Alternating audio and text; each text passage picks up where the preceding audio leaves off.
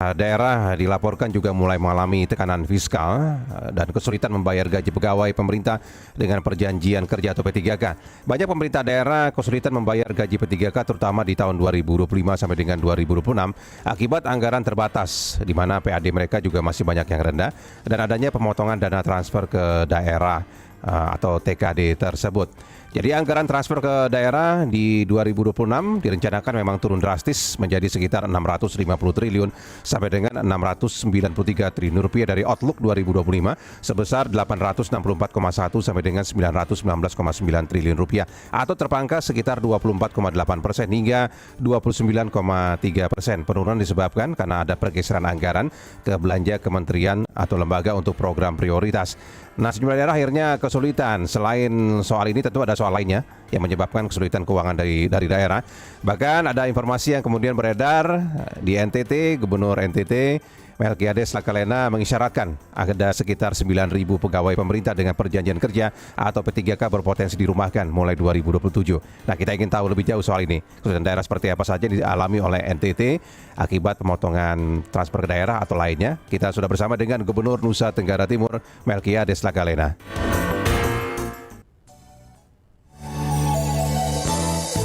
Wawancara Pro 3. Pak Gubernur, selamat pagi.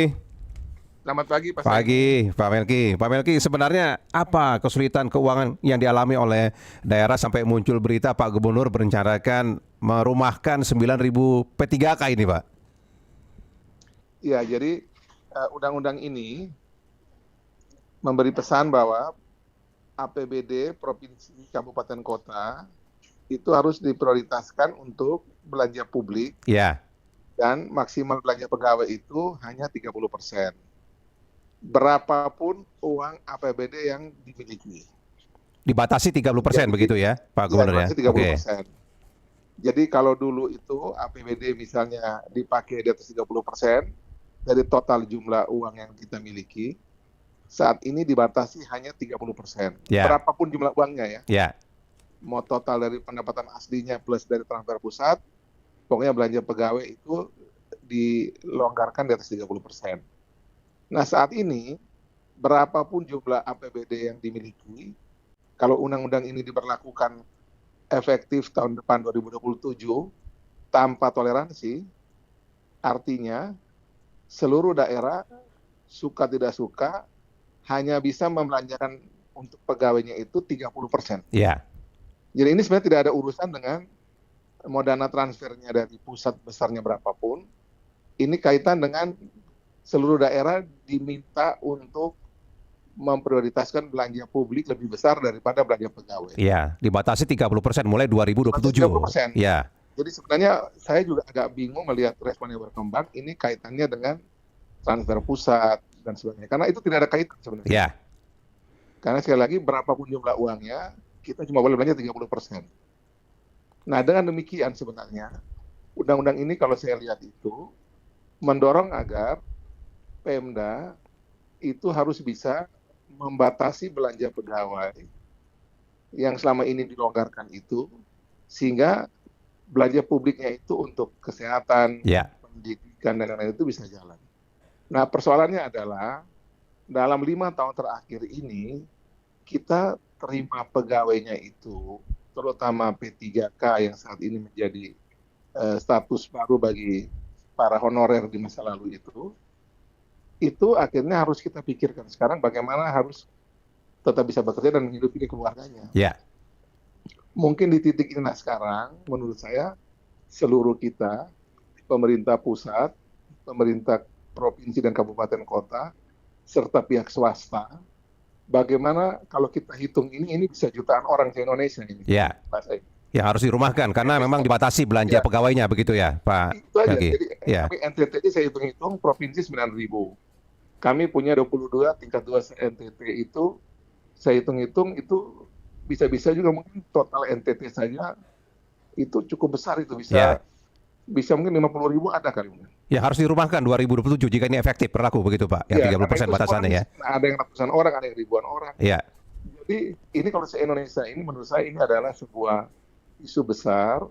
Ya menurut saya kalau andai kata kita bisa melihat secara perspektif positif, bagaimana agar yang sudah seperti ini itu kita coba dorong menjadi bagian dari perubahan kebijakan anggaran 2027 nanti. Ya, Apakah misalnya seluruh ASN yang kategori P3K ini itu terlibat di program-program pusat yang ada di daerah.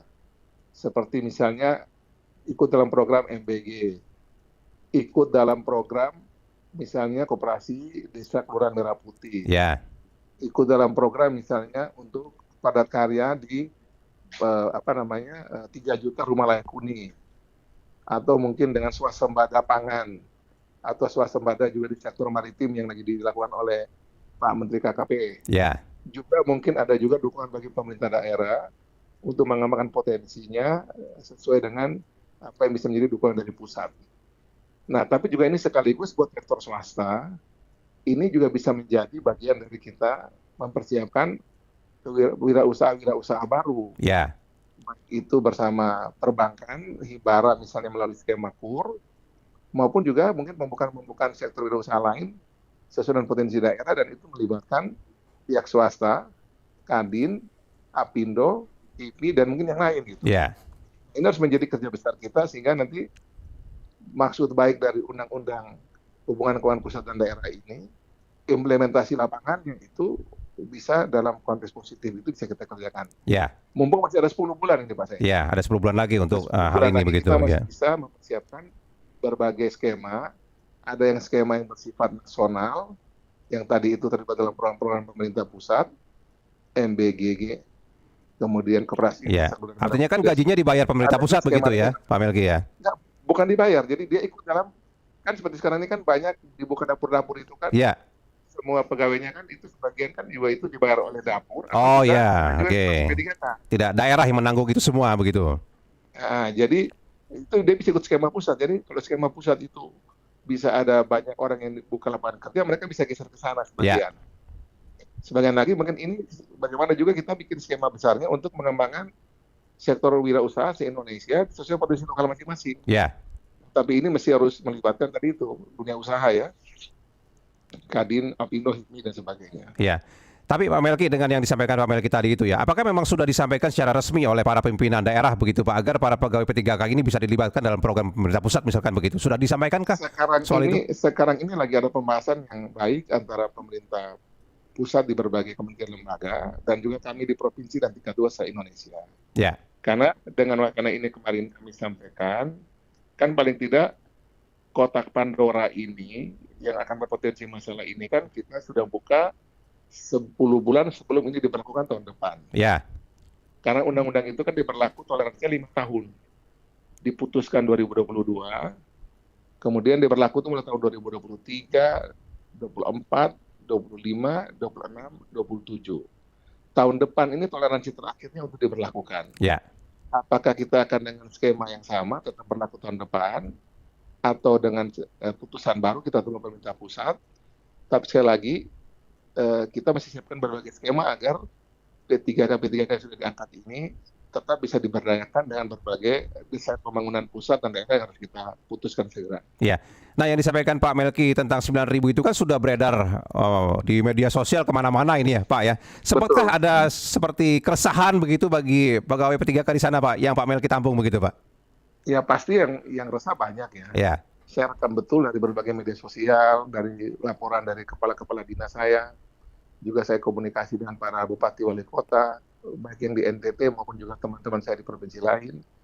Tapi menurut saya kita masih punya waktu 10 bulan untuk keresahan ini bisa kita olah secara positif menjadi berbagai lompatan-lompatan positif yang bisa kita kerjakan di level masing-masing.